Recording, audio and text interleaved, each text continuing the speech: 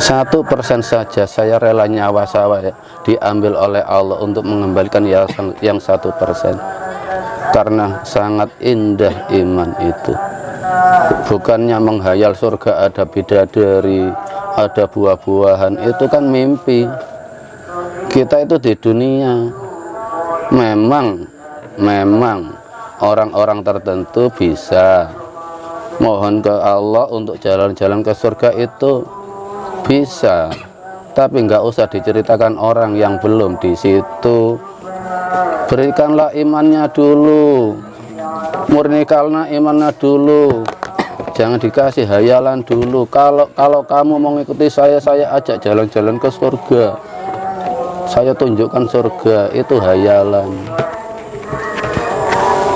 Jadi kalau gitu surga itu katanya ada bidadari, terus buah-buah, apapun ada di sana, itu berarti merupakan hayalan ya?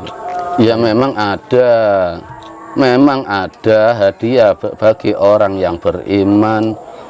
Kalau orang menuju Allah kita beri hayalan dulu, tidak kita tuh bimbing imannya, ya tetap menghadapi hayalan. Soal hayalan, soal bidadari, kenikmatan surga itu gampang. Makanya Islam itu konsep, bukan agama. Konsep apa? Keselamatan. Kita bimbing dulu menuju Allah. Kalau nanti matinya diakui oleh Allah menjadi orang Islam, otomatis masuk yang di situ. Memang di dalam Al-Quran disebutkan isinya surga itu ada bidadari, memang. Tapi untuk meraih itu, untuk meraih kenikmatan surga, buktikan imanmu dulu ke Allah. Buktikan, jangan hanya dibaca. Siapa yang mau membayar orang baca, nggak kerja? Kerja dulu baru minta bayaran. Orang yang baca ibaratnya Allah memerintah, saya memerintah anak saya, hei anakku, kamu nyapu ya. Tapi ditirukan bahasa saya saja, kamu nyapu ya, tapi nggak nyapu. Apa saya mau menggaji dia? Saya nyapu, tapi nggak nyapu. Dan itu pun dibaca-baca saya nyapu itu loh. Bahkan ada yang juara internasional loh ya. Saya nyapu. Itu katanya sudah iman apanya? Iman suara. Sadar enggak? Lakukan, Quran itu untuk perilaku. Ada ya. Mbak No, ini ada yang tanya Mbak No, kapan sih terjadinya kiamat menurut Al-Quran? Itu hanya Allah yang tahu. Hanya Allah yang tahu. Kiamat itu hanya Allah yang tahu. Itu di luar kemampuan manusia. Saya jujur nggak bisa jawab kalau kapan kiamat terjadi. Tapi yang pasti kiamat kita di depan mata kita. Apa kematian kita, itu loh kiamat. Lepasnya ruh kita dari raga kita, itu loh kiamat. Kita selamat apa? Enggak usah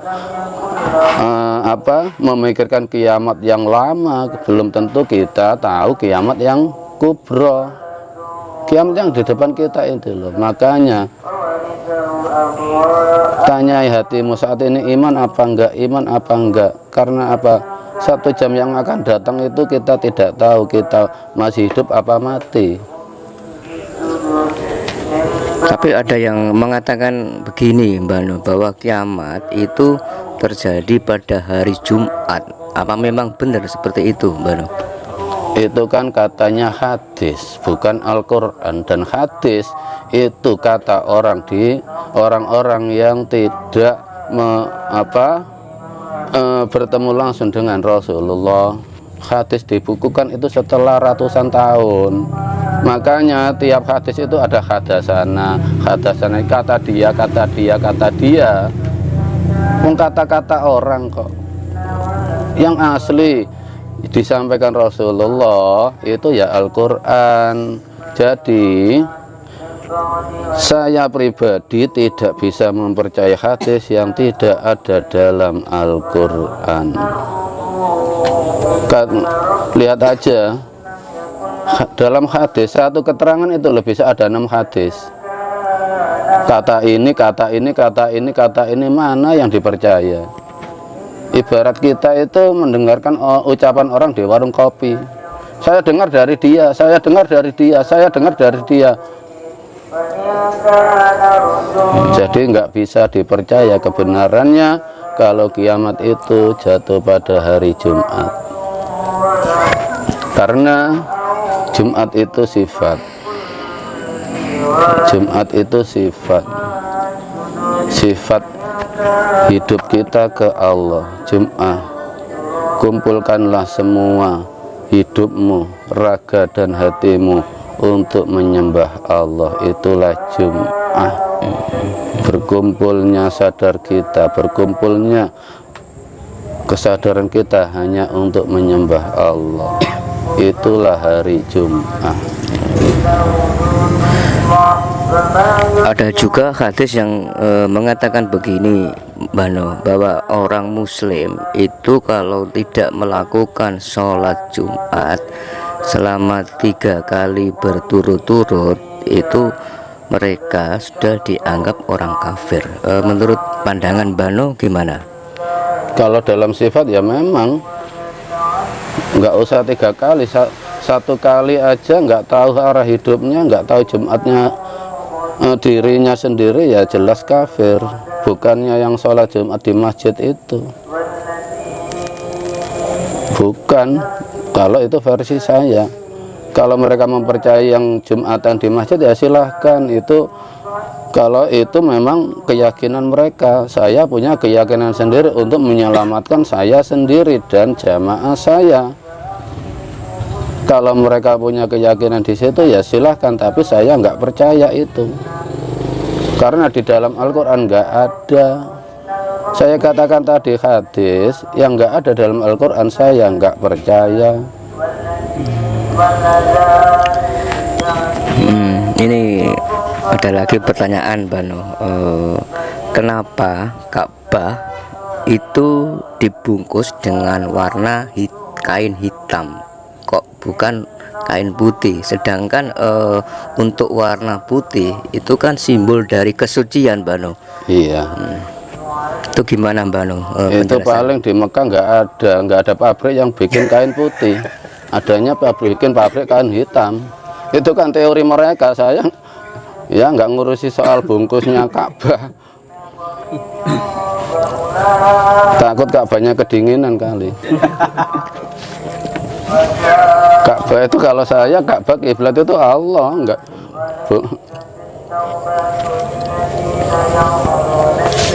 Bano minta penjelasan sifat wajib bagi Allah, Bano.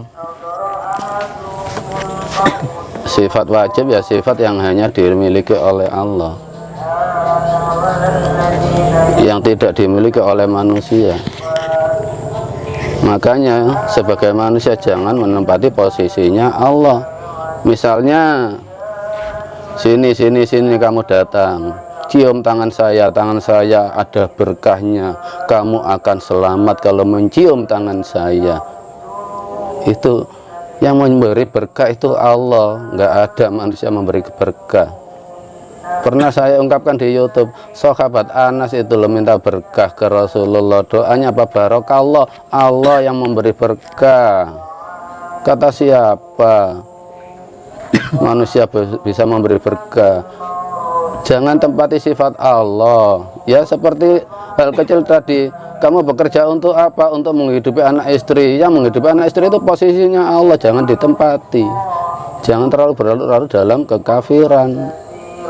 Kenali sifat Allah, jangan ditempati sifat Allah. Sini kamu berobat ke saya, pasti sembuh. Saya adalah orang yang pandai menyembuhkan. Itu posisi Allah, sifatnya Allah, jangan ditempati.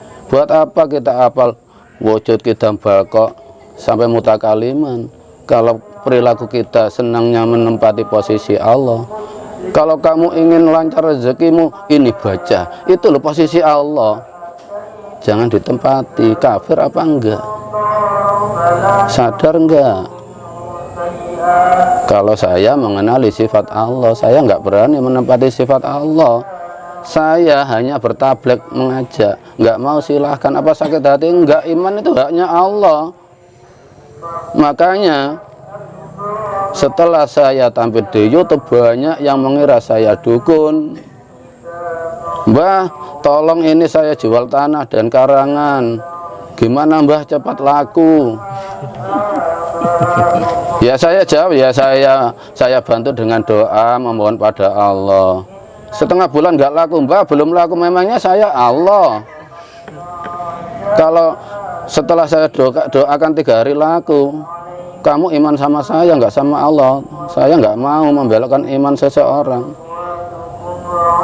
Ya cari yang bisa mempercepat lakunya situ. Jangan ke saya kalau imannya pada saya. Itu. Setelah saya tampil itu banyak orang yang curhat masalah ekonomi. Mbak gimana Mbak bisa cari cepat kerjaan? Kalau kerjaan banyak tapi yang bayar yang nggak ada. Saya bukan dukun. Saya mengajak orang untuk iman, bukan untuk kafir. Mohon dipahami. Kalau memang minta bimbingan iman, silahkan. Kalau minta kaya, meminta kekayaan, ya jangan pada saya. Salah alamat. Saya bukan toyol. Mbah, sebelum Nabi Adam dan Siti Hawa diturunkan ke bumi, mereka kan hidupnya di surga. Iya. Karena mereka diprovokasi atau pengaruhi sama jin, itu mereka disuruh makan yang namanya buah kuldi. Iya. Sedangkan sama Allah mereka boleh makan sesuka hatinya asalkan buah satu ini jangan dimakan. Nah, setelah mereka dipengaruhi sama jin, diambillah buah kuldi sama Nabi Adam dan Siti Hawa, akhirnya dia diturunkan ke bumi. Seperti itu ya. Iya. Mbak. Terus yang saya tanyakan, misteri dari buah kuldi sendiri itu bagaimana, Mbak No? Ya, waktu tayang yang lalu itu sudah pernah saya jawab, tapi nggak apa-apa, ada pertanyaan lagi ya saya jawab lagi. Ada kalanya banyak sekali manusia itu menyalahkan Nabi Adam dan Hawa. Ini gara-gara Adam aja bikin saya hidup susah di dunia. Kalau nggak langgarlah enak di surga semua. Mohon dikembalikan ke Al-Qur'annya ya. Sebelum Adam diciptakan, dalam Al-Qur'an ada ayat apa? Inni ja'ilun fil ardi khalifah. Aku akan menjadikan di bumi khalifah. Adam itu hanya penciptaannya saja di surga, tapi sebelum Adam diciptakan sudah ada program Nabi Adam ditaruh di bumi. Itu hanya untuk menyenangkan iblis. Karena apa? Kesombongannya iblis. Aku lebih baik penciptaannya daripada Adam. Adam harus turun dari surga. Makanya setiap pengakuan itu sifatnya iblis. Mengaku pandai, mengaku lebih tampan, mengaku apapun, yang keluar aku itu iblis.